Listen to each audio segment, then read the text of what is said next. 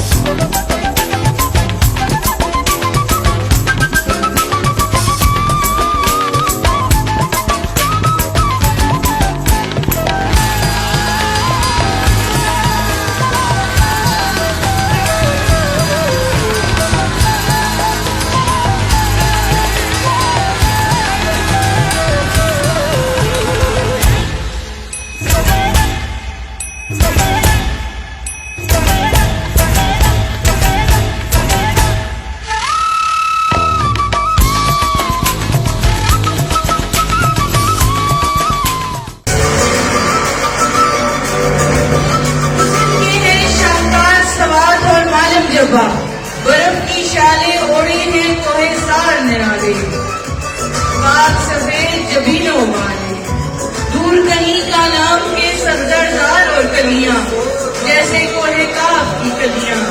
एक तरफ नारान की जन्नत, एक तरफ कामान की जन्नत, तो है रागड़े।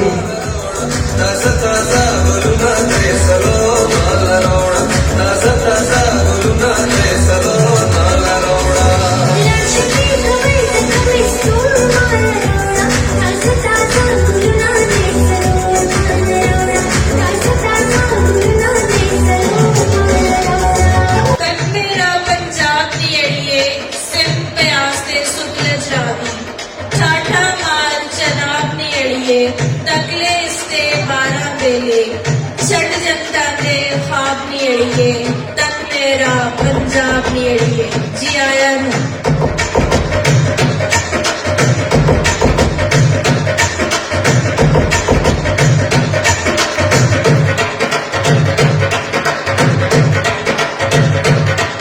सोनी मोजी धरतिया, सोनी पर हल्का सखिया, सोनी मोजी धरतिया ऐ सिंध मुंहिंजी धरतिया भली कराया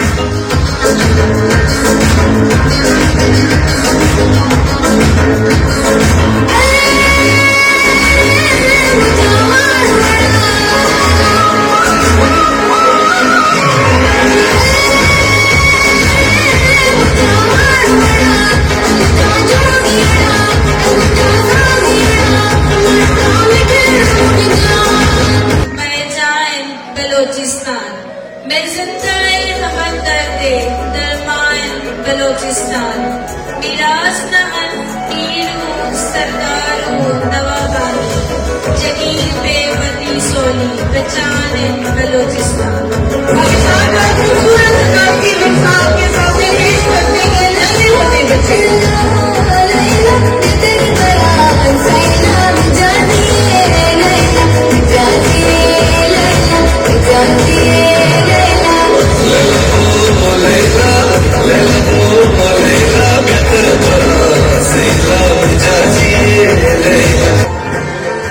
वारिस गयूर सकाफत के आशिक मिल्लत की हिम्मत के हम रखवाले हैं कदरों के हम दिए अमनो मोहब्बत के तामर के वफा की ठान के हैं हम गिलगित बल्तिस्तान के हैं लोग चुन के लिए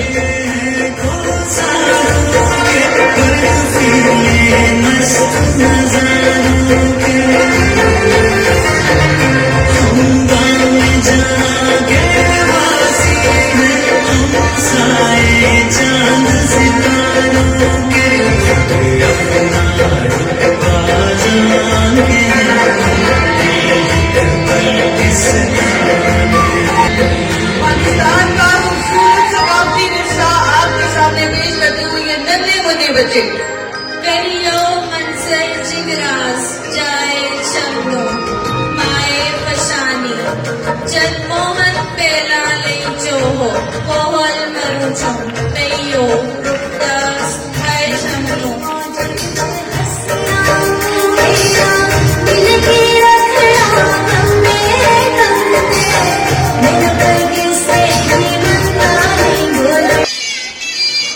सोना भू सोना मेरा देश हजारा है सोना भू सोना मेरा देश हजारा है जाना को चंगा लगता है खुला ना खिलारा है हर कदे आओ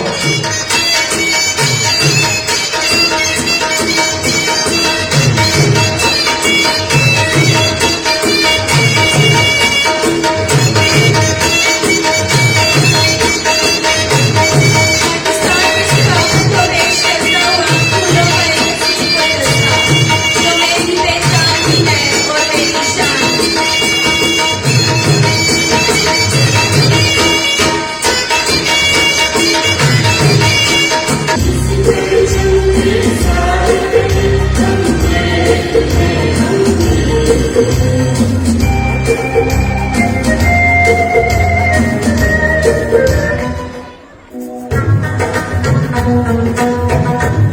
पाकिस्तान का खूबसूरत सकाफती विरसा जो आपके सामने नन्हे मुन्ने बच्चों ने पेश किया ये हमारी पाकिस्तान की पहचान है पाकिस्तान की शान है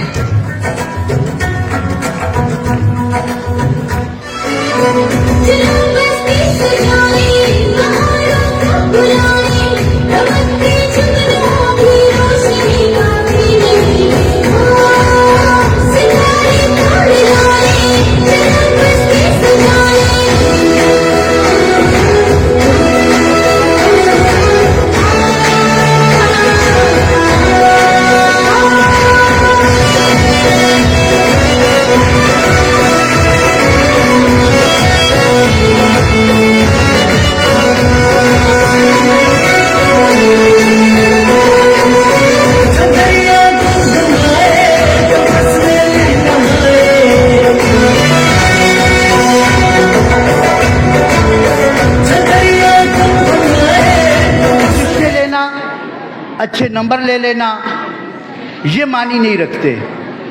मानी ये रखता है कि आप बच्चों को कैसी तालीम और कैसी तरबियत दे रहे हैं, और यही वो असल चीज़ है जिसके लिए हमारे पेशे को मुअल्लिमों के पेशे को नबियों का पेशा कहा गया। हम इंसानियत की मेराज पे ले जाने की कोशिश करते हैं कि हमारे बच्चे इस मुल्क के, इस कौम के काम आ सकें। एक ऐसा मुल्क हम बनाने में कामयाब हों जहां ला इलाहा इल्लल्लाह का सही तर्जुमान उन्हें बनाया जाए और वो अल्लाह के सिवा किसी और के सामने झुकने वाले न बने। मुझे उम्मीद है आप लोगों ने अपने बच्चों की तरबियत के लिए जिस इंस्टीट्यूट का इंतखाब किया वो इंशाल्लाह कभी आपको मायूस नहीं करेगा। उकाबी रूह जब बेदार होती है जवानों में, नजर आती है उनको अपनी मंजिल आसमानों में। नहीं तेरा नशेमन कसरे सुल्तानी के गुंबद पर, तू शाही है बसेरा कर पहाड़ों की चट्टानों में।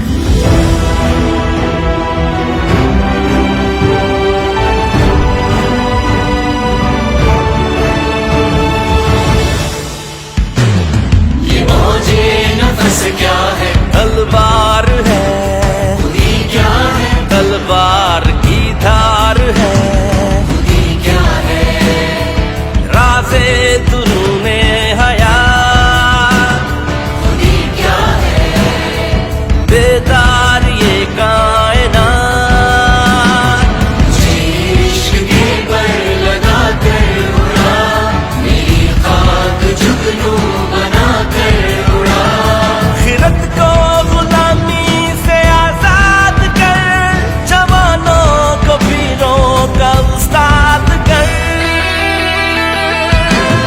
ये मौजे नफस क्या है तलवार है, खुदी क्या है तलवार की धार है।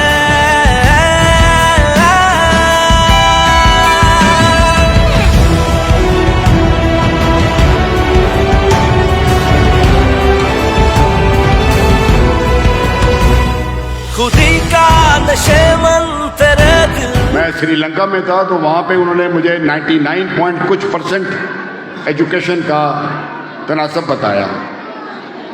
तो जब मैं उस रेशो को एबटाबाद के साथ कंपेयर करता हूँ तो एबटाबाद का माशाल्लाह रेशो जो है अगर वो 94 और 96% है तो ये something to be very proud of. और इसमें बहुत इंपॉर्टेंट फैक्टर जो है वो 3 हैं। एक टीचर है, एक पेरेंट है और एक स्टूडेंट है। मैं इसको ट्रायंगल ऑफ सक्सेस कहता हूँ। अगर ये ट्रायंगल अच्छा बैलेंस होगा तो आप इसके अंदर आपको बहुत कामयाबियाँ होंगी। अगर इस ट्रायंगल में से एक एलिमेंट भी कमज़ोर होगा तो उस बच्चे की नशोनुमा में फ़र्क पड़ जाएगा। मैं इस आज के हिसाब से हज़रत अल्लामा इकबाल रहमतुल्लाह अलैह का एक बड़ा कंसेप्चुअल फ्रेम है जो मैं बड़ा मुश्किल से खुद भी समझने की कोशिश कर रहा था, लेकिन आपके कोश गुजार करता हूँ। हज़रत अल्लामा इकबाल ने अपनी सारी उम्र जो है एक सब्जेक्ट के ऊपर बड़ी उन्होंने तशरीह दी है, वो है खुदी। खुदी के एलिमेंट के ऊपर उन्होंने बड़ा जोर दिया है और कोशिश की है कि इसको उजागर भी करें और इसको हम जैसे नाअहलों को समझाने की भी कोशिश करें कि एक्चुअली इसका मतलब क्या है। और फुकदान है हमारे अंदर इसी एलिमेंट का जिसको हम समझ नहीं सक रहे। फरमाते हैं कि नमूद जिसकी फराज खुदी से है वो जबील। इसकी ट्रांसलेशन ऐसी है, मैं इंग्लिश में भी करता जाऊंगा। ग्लोरियस इज ही, सबसे glorious is he who reveals his identity through attainment of self. जिसने अपने आप को पा लिया वो हर चीज पे छा गया। Glorious is he who reveals his identity through attainment of self. नमूद जिसकी फराज खुदी में है वो है जमील, जो हो नशेब में पैदा, कभी वो ना महबूब। If you are born in the bottom वो अगली है, वो खूबसूरत नहीं है। अगर आप लोएस्ट लेवल ऑफ स्टेटस पे बात करेंगे या निचले लेवल पे बात करेंगे, आपको अपनी सेल्फ उस चीज़ का पता ही नहीं है, उस खुद ही के आपको महसूस ही नहीं है, तो आप बिल्कुल लोएस्ट लेवल पे चले जाएंगे। जो हो न शेप में पैदा, कभी हो ना बेऊ। मेरी नज़र में है यही है जमाल और ज़ेबाई कि सर बसजदा हो कुव्वत के सामने अफलाक। हज़रत अल्लामा इकबाल साहब ने, मेरा ख्याल है कि इस शेर के अंदर सारा कुछ बंद करने की कोशिश की है, which is the self attainment of life. अगर हम अपने अपने एजुकेशन सिस्टम्स के अंदर से इन बच्चों के अंदर इस बेसिक एलिमेंट को किसी तरह उजागर कर दें, उनके अंदर इस खुदी और इस सेल्फ कॉन्फिडेंस को उजागर कर दें, तो मेरा ख्याल है कि हम बहुत कुछ पा जाएंगे।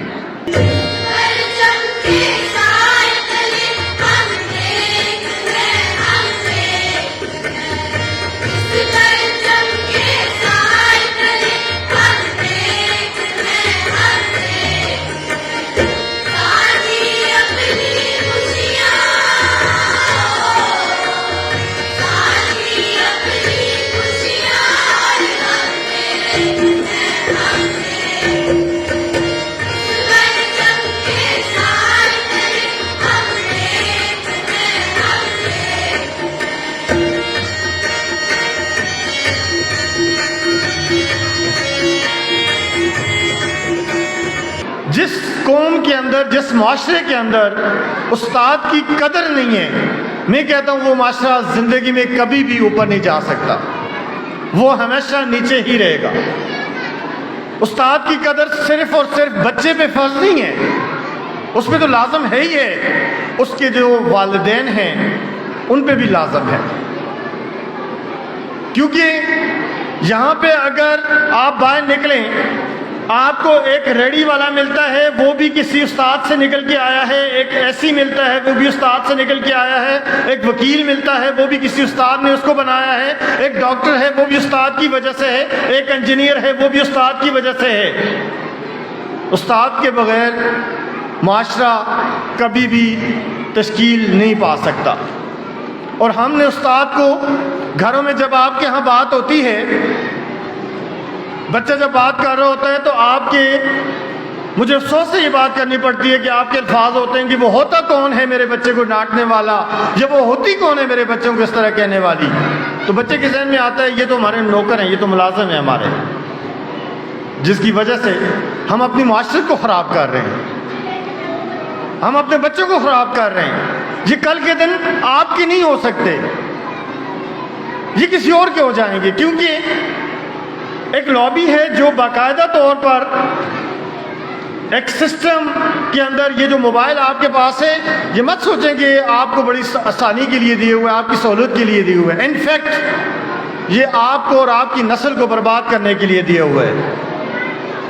अब इसके इस्तेमाल पे डिपेंड करता है, कोई इसको अच्छा इस्तेमाल करता है और कोई इसको बड़े गैर ज़रूरी तरीके से इस्तेमाल करता है। एक तो ये बात। दूसरी बात,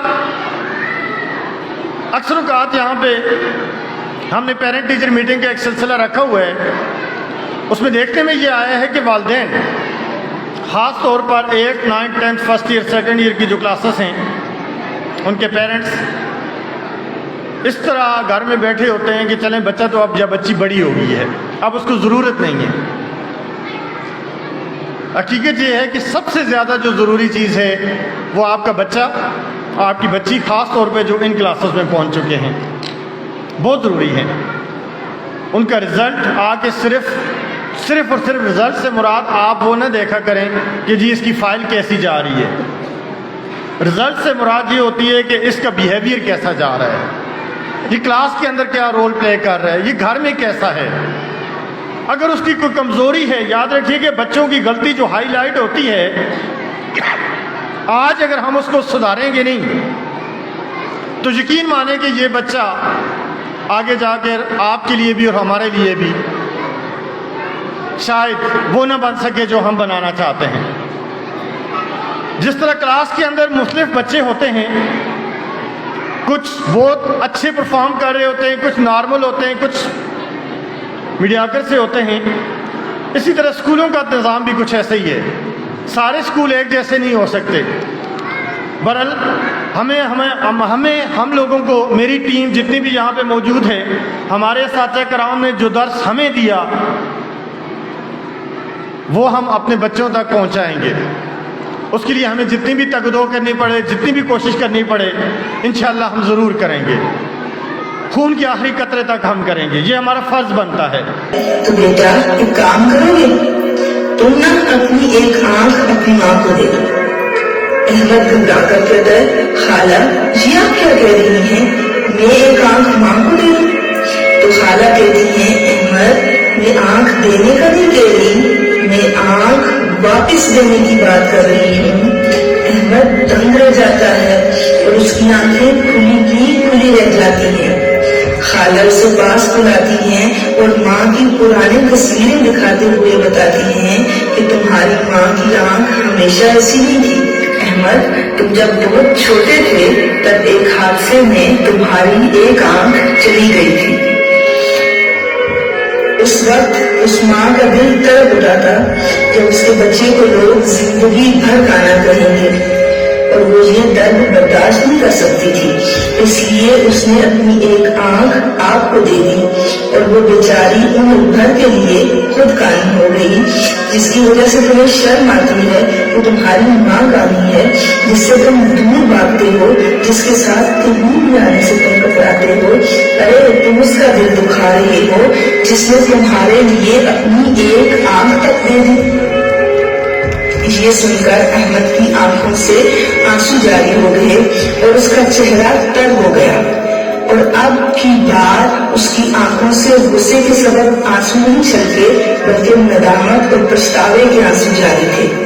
अहमद का जिल्लत का एहसास फख्र के एहसास में तब्दील हो चुका था और नाशुक्री के जज्बात शुक्रगुजारी में तब्दील हो चुके थे और वो दिल ही दिल में अल्हम्दुलिल्लाह की क़ुर्बान कर रहा था।